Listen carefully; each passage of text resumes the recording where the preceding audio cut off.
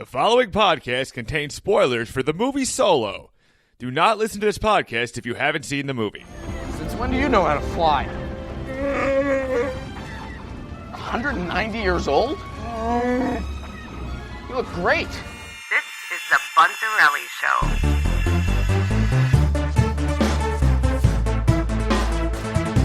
Coming off of a disappointing opening weekend of $29 million, Solo, directed by Ron Howard, starring Alden Ehrenreich and Donald Glover. And coming off disappointing, I mean by Star Wars standards. But I saw the movie. Joining me today on the show is Khiim. Khiim, what did you think of the movie?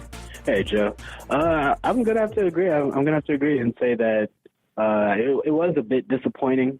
You know, It did kind of add to the Star Wars lore, but more in a transgressive kind of way. Okay. Building on the story backwards rather than forward.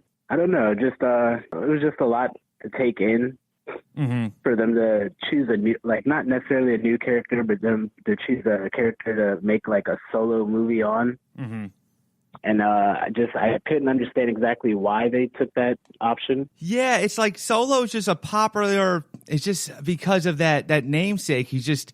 You know, it just sounded like a winner on paper, but really it's like the necessity of it. When you're going backwards, it's the same. You know, the prequels at least was a different era, and at the end you kind of expanded something, and we got some great things out of the prequels, like, you know, the animated series, which I know you enjoy as well. But this movie was just like, here's the likable things about this movie is, all right, so this movie was written by Lawrence Kasdan and John Kasdan, and Lawrence Kasdan has writing credits on Empire, which is arguably the best Star Wars movie, but also definitely Han Solo's movie.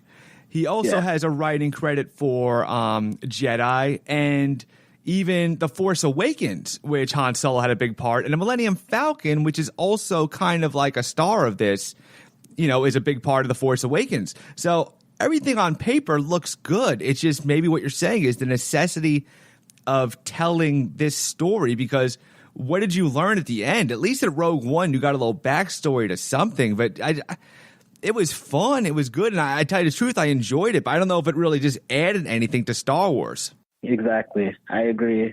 It was a popcorn movie. Yeah. You know, something to put on, but it didn't really expand anything. I mean, yeah, you did kind of get to see a little bit of where Chewie and Han Solo's kind of bond started, but even that was kind of watered down. They didn't, you know, go into depth of like Chewie at one point just being like, hey, I owe you my life, like, thank you.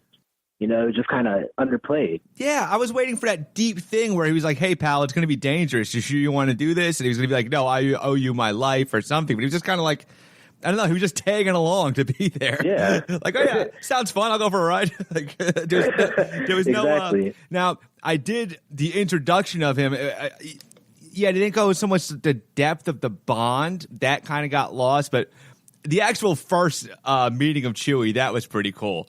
Especially, I guess, him being kind of wet and muddy because, I mean, obviously we figured out who he was pretty quick. As soon as he fell in the hole, we were all hoping it was going to be Chewie. But just that muddy, like, dark look. Yeah, I thought that was awesome to see him basically, like, not groomed for once and just kind of this rugged look. And he's got, like, dreadlocks kind of, like, hanging down and it's all matted. I thought that was an awesome look. That was, that initial scene, like, encountering, that was very, like, done very well. Yeah, that thing was done good. Some of the opening stuff, like the showing of Corellia and, you know, the speeder peeling out and stuff. And maybe to go, when you look at some of the pluses, and we're going to kind of go through that too and kind of go down to scenes in the movie, but I feel like my first initial thought is like when I talk to people about it is like I'm thinking like, you know what, it was a good Star Wars movie, but it might have been better if it wasn't about Han Solo. Maybe that would have been better. I don't know. Like, it was just some dude. Like, a lot of the elements were good. Yeah, like, the best way I could see it is it kind of just became a heist movie wearing Star Wars clothes. Yes. Like, yes. Like, it's just not, like, I don't know. It's just, there's a lot more characters that you can go in depth with and get a lot more out. And I feel like Han Solo, just the character that he is, it doesn't give you a very large spectrum to work with. Yeah, because he's not that complex of a character. He's not Not at all. he's not supposed to be. That's the fun of him. He's just a simple. Yeah. And maybe this is the world consensus, because I think it was done good. I think he was consistently solo. I don't think it insulted the character. I just don't see, like, I don't know. It didn't reveal anything interesting about him. Even the girlfriend in the beginning, because we know that girlfriend's going to be old news one way or another. So you can't really. Yeah. It's not like you're hoping Han gets the girl at the end of the movie, because you know that's not going to happen. So it's like you can't invest in any of these situations or any of these characters that aren't here. At least Rogue One, you had the element of, like, you're watching some heroes die. You know, I don't know. Just there's no stakes in this one, I guess. Yeah, nothing to anticipate at all in this. You know, and even I would say two of the more like favorable characters that they had going for them. I forget his name, but the first pilot they had with the forearms in the beginning. Oh, Rio Durant, and he was he was played by Jon Favreau, who's of course is directed Iron Man and a bunch of stuff. But yeah, The fact that they just brought him in, and you know, he was like he was definitely the comic relief for the movie in the like first act. But he was only there for a good 15, 30 minutes, and then he was killed off. yeah. You know, I felt like they could have definitely played on that bond to bring in more gravity into the movie, you know, to make you care about it more. Mm-hmm. And then the same thing with L3, the new droid they introduced. Yeah. Like, at times I felt she was a little forceful, but again, it was the comic relief. And like when she passed, you did feel something a little bit. Mm-hmm. Because you're like, oh, you know, like that it was a good character, but at the same time, they didn't keep her around long enough. Like once she died and they got her memory uploaded to the ship, you kind of forgot about her. Yeah, I think what it does is it kind of gives you, like, the ship has a heart, and you know when it refers to the ship as her, and maybe Lando's attachment. But like I said, still something neat, but nothing like, you know, wow. You know what I mean? Yeah, nothing is like earth shattering. Like I feel that's really where they just dropped the ball. Like this was just kind of, to me, I feel like it was an in between movie. It was something while we're waiting for the next of the trilogy that they've started. Mm-hmm. You know, they're like trying to stay relevant, trying to keep the revenue going. So they needed something, and this was unfortunately what they chose. Well, and I think a lot of the reception of this, both like fan-wise and financial-wise, I think that's going to kind of change. I think it's actually going to impact the direction they go in from now on. And the reason I say this, two things. Okay, so The Last Jedi. Okay, so Force Awakens comes out, big hit. Everybody loves it. The biggest complaint was like, okay, they played it a little safe. But you have Rey, you have Kylo Ren, and you have these new characters. And you're like, okay, they set up a strong foundation. Now the problem is that I believe with The Last Jedi is, first of all, it's very polarizing because you're playing with Luke Skywalker. So of course you're going to get like some powerful responses. But the other thing was because of this polarizing story of Luke Skywalker, nothing happened with Rey and Finn, like at all. Even Kylo looked like he was going somewhere, and he's like, well, I just, killed the boss, and now I'm the boss, and nothing really moved as far as, like, the whole idea was Luke was supposed to take a back seat, and we get invested in Rey. But Rey didn't do anything. And like we all fell in love with Rey in The Force Awakens. Like, wow, this is really a great character. And I felt she kind of coasted through the movie. And what I'm saying is, and I think a lot of it is because of the weight of the importance of dealing with Luke, and why, it was kind of like a burden put on Rian Johnson. How am I going to deal with Luke going forward? And where I'm kind of spinning around with this is, so when you're playing, like, getting deep with these heritage characters, you're either going to make somebody mad, or you start messing with Han Solo and nobody cares because it's a story with no impact. So what I'm wondering is, maybe in the future, well, you could relate to this because the animated series, you definitely could write a good Star Wars story, and you can make new characters. Do you think that might be the direction they need to go? Like, just new stuff? New stuff?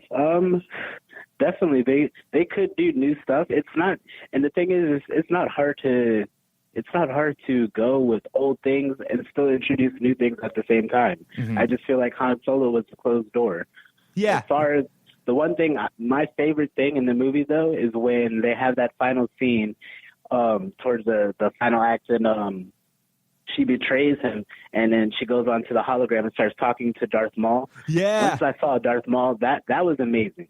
You know, I was just like, yes, come on, all right. Some interesting things about that Darth Maul, real quick.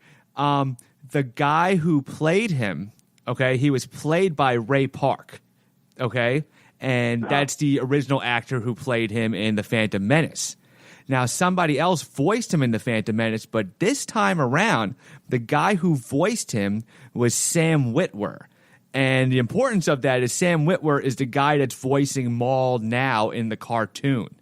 And I actually caught some footage of it again on YouTube or something, and if you listen to it, it's straight up Maul from the cartoon, which made Maul awesome again.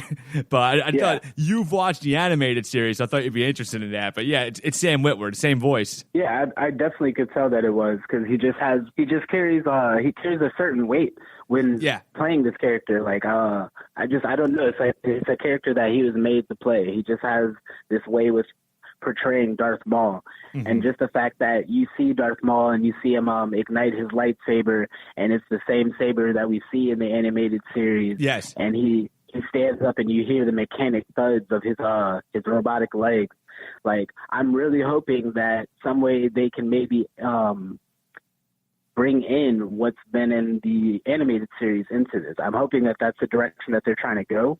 If they do that with the Han Solo, I might be more inclined to, agree with it, because him being a smuggler, who's to say he wouldn't come across, a character like Ezra, or, because I forget what the one pirate is that's always with Ezra and Kanan and them. They always come across. Oh, but, Hondo. I could barely, Hondo, exactly. And even Hondo has a relationship with Lando. Mm-hmm. We see them come in contact. So it's not hard to say that maybe Han Solo wouldn't, and that could be that could bring everything around into that sense. Mm-hmm. So if that's the direction they're going, then I'm all for it. But they don't necessarily have to come up with something completely new to keep the Star Wars universe going alive. Just Darth Maul mentioning, telling Kira, saying, come to Dathomir, and we're going to be working a lot more. I'm automatically interested to see this whole planet Dathomir, how they're going to portray it, and see it on live screen. The animated series did a great job of painting it. I'm stoked for that, definitely. Yeah, almost I'd like to see that movie and maybe not involve Solo, be somebody else's story, maybe. You know what I mean? Because what do you start putting Han Solo with Darth Maul? You know what I mean? It's not going to really. But yes, definitely, I would love to see the Kira Darth Maul thing going. I do like that criminal underworld stuff. Like I said, the door closed for Han Solo, but and he's kind of a a template character, just a cutout character, Mm-hmm. Like you said, there's not really a lot of depth to him. He's just the over macho, overzealous narcissist, And there's nothing wrong with that. It's that's just who he is. He's Han Solo. Yeah. Nobody wanted to know the deep, and even when he starts talking about his dad and stuff, it's I kind of don't want to know too much about Han Solo. You know what I mean? It's kind of better that you don't. So I think Alden Ehrenreich was okay in his portrayal of Solo. He, doesn't look. He's not going to look. You can't make him look like Harrison Ford, But I think he was pretty consistent as a young Han Solo. But Donald Glover is Lando. Now I don't know if you felt the same way, but when they tell me this, if you felt the same way, when they zip in that scene with Lando, and there's a part where you actually hear him talking before you see him, and I straight up thought it was Billy D. I was like, he sounds, and it's not like he sounded like that the whole movie, or maybe it was the cadence or something, but in that, hey, you play Baccarat, and da-da-da, and I'm like, holy crap, is Billy D voicing Donald Glover? But I was he did a good job. I mean, I thought, like I said, Donald Glover was terrific as Lando, portrayed him accurately and everything, and maybe you're right, maybe see Lando in something different, maybe that would work. Yeah, I would definitely say that would probably work more than Solo. I don't know. The script that they gave him, he performed well on the script. But as far as like the Solo I remember compared to this new rendition of Solo, what they're trying to bring, I feel like he was a little watered down. Like he was more of like a nuisance than, this big tough guy that, that's supposed to be, the badass of the galaxy, essentially. Yeah, it was like Solo light, like diet Solo. Exactly, like he was just like, everybody just basically like, get out of here, kid. He didn't really hold his own. Even watching throughout the movie, like throughout the fight scenes, like he's not really doing much. He might fire off a couple shots, but somebody else be right there next to him, and they'll pan over to the person that's getting shot. You don't necessarily know it's Solo. He even tries to tell Beckett, hey, teach me some of those gunslinging tricks, and Beckett's just like, no. So it's just like, where does Solo learn to become this badass? Yeah, I mean, the flying and stuff was pretty, like, the way he's, like, taking the risk and getting, like, I mean, that kind of stuff was neat, and it felt like Empire. I mean, yeah, don't get me wrong, it was not a bad movie. I walked out of there like, oh, that was cool. Like I was smiling in the movie theater and I was enjoying it. But now it's, it's a week since I've seen it, and it kind of lost its impact on me. You know what I'm saying? Yeah. Kind of like, if you see Infinity War, you're like staring at the ceiling for 3 days thinking about it. Or even The Last Jedi, maybe you watch it again, or, Force. But this one was just like, I saw it was good, but, like but no impact. Left a bad taste after a while. Yeah. It was just like, what? And, and now we're waiting for episode 9 moving forward. JJ is coming back for episode 9. So he's going to be, coming around doing cleanup. And now it's like, but who knows? You think nothing's going to happen. Then you see the trailer and like, oh! So, hopefully he could wrap up that current trilogy. Because I still want to see some kind of happen. I want to see some payoff with Rey and Kylo, because they are interesting characters. But moving forward, I don't know if we need like a 4th trilogy. I don't know. I think like they gave Rian Johnson, the talk was they gave Rian Johnson his own trilogy that's not going to have anything to do with the episodics. And maybe that might show the kind of the direction that they're thinking of going in. Because they might have known for a while that how this Solo was going to be received. Because this thing has been troubled from the start. Well, I guess in the question of whether or not being a fourth addition to it, what do you think their end goal is? Like, what is their end goal in this series? Well, what is it? Because that's the only way I would be able to answer that question. I can't necessarily say like I know or understand what their end goal of Rey and Kylo and Luke is. The second act has to be like the peak of everything. And it was not. Yeah. It wasn't. The second act was about like Luke, which we were all waiting for Luke, and that was cool. But I think we all wanted it to be Rey doing some badass stuff, and then Luke just being awesome every moment he was there. But not necessarily the middle movies, like this struggle with Luke, and finally Luke decides to do the right thing. So, like I said, you know what? There was the Kylo and Rey stuff was there going on, like their sword fighting to go back to back. So yeah, I don't know what is the end, and the shame is the end is going to be the first order ends, and then you got like the first trilogy again. It's going to be just the repeat. But I just don't want to then I don't want to see another trilogy with Rey training somebody. I don't know. I just think. I don't know. I think going in order down the road with the Skywalker thing is going to get. I think the concept of Star Wars and even the concept of Jedi is awesome. I mean, there's video games based on like times before, what is it? Knights of the Old Republic, which I don't know much about at all. Maybe you do, but I'm saying like there's parts of the Jedi when the Jedi were in like ancient times, like before even their thing with the Republic and everything. So there's all kinds of different time spans you could go to.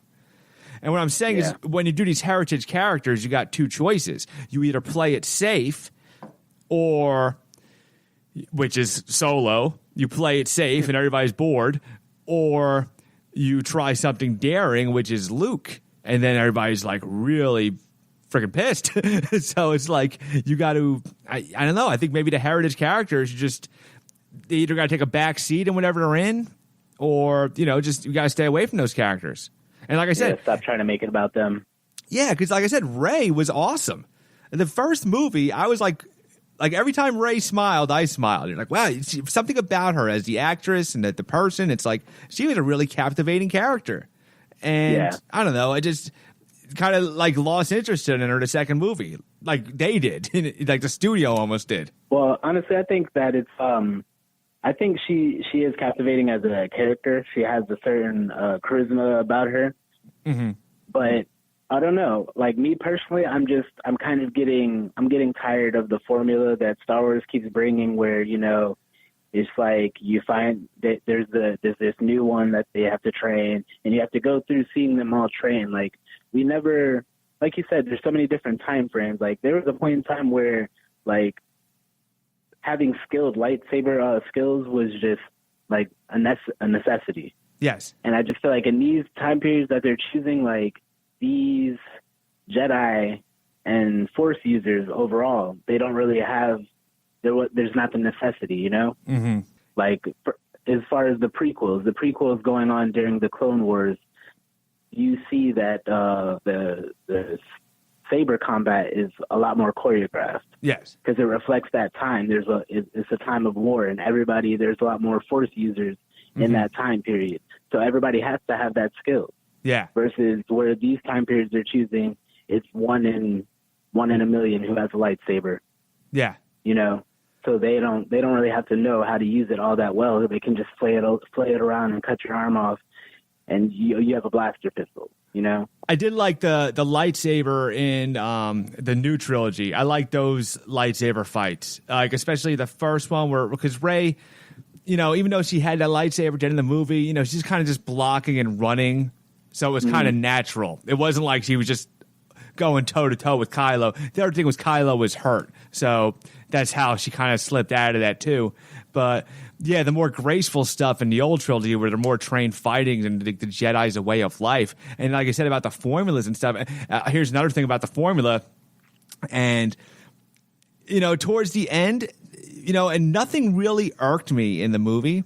There's only one thing I could say was like, I remember specifically the scene was like, really? Was that really necessary? And it was when the Darth Maul thing was great. I loved it. I was like, wow, that's a bold risk. And ironically, Ron Howard is the one who pushed for that. But when she goes, the Carithium, at the end where that one group and they go, oh, we're going to use this to build the rebellion. Do you want in? It's like, really? Do you got to like put that right in our face? We all know there's a rebellion coming. Like we had Rogue One for that. There was... Like, why do we need to? I don't know. The whole thing where Han Solo goes, no, not interested. Like, that's what he was doing the whole New Hope and almost the whole trilogy. We didn't need to see that again. You know what I'm saying? Yeah. It didn't irk me. It was just like, it was just unnecessary. I was like, do we really need to see the rebellions coming again? We know there's a rebellion out there. It kind of took away from the underground part of it. That's why it kind of bothered me. Yeah. Like, what does it really need to tie into? Like, even the part where he goes, this guy Jabba has a job. That's cool. Because, okay, he's going to send Solo off in that direction. I was worried they're going to end it with, like, him in the bar meeting Luke. Like, take us right up to it. But I don't know. It just, they had to tie it in at the end and everything. It was cool seeing him actually win the ship. I don't know. The Millennium Falcon has always just been the best part of Han Solo. Yes. That and Chewbacca. I'd honestly rather probably see a movie of Chewbacca as long as they got subtitles over another Han Solo movie. Yeah. Well, even like in the new trilogy, and I was hoping to see a lot of like Chewie flying around with Rey, and we kind of got a little bit of that at the end. But that's cool how the Millennium, even though Han Solo's gone, the Falcon's still there, and the Falcon is, I believe, a character. It's like a lovable Star Wars character. So, and that's something else we got to look forward to. So it's going to be real interesting down the road. Like, like I said, with this disappointing weekend with Solo and then like the reception of Jedi, I think the guys at Lucasfilm are seriously going to have to are probably going to think of how they're going to do things differently moving forward. Who knows? But I do like the inclusion of Darth Maul. Like I said, we're both fans of the animated series, so I like that kind of bringing that into canon, especially there's a new animated series coming up. But I want to thank Khiim. Thank you for so much for being on the show. It's been a pleasure having you. No problem. Thank you for having me. I just want to remind you guys that the Bunzerelly Show is trying to get nominated for Best of Orlando. This kind of helps put our name out there and, just gives more exposure, helps the show grow. So if you haven't voted, just please go to bunzerelly.com, and I have all the links there and all the instructions set it up. We're in the category of Local Color, Best Podcast. And thanks again for listening, and we appreciate your vote.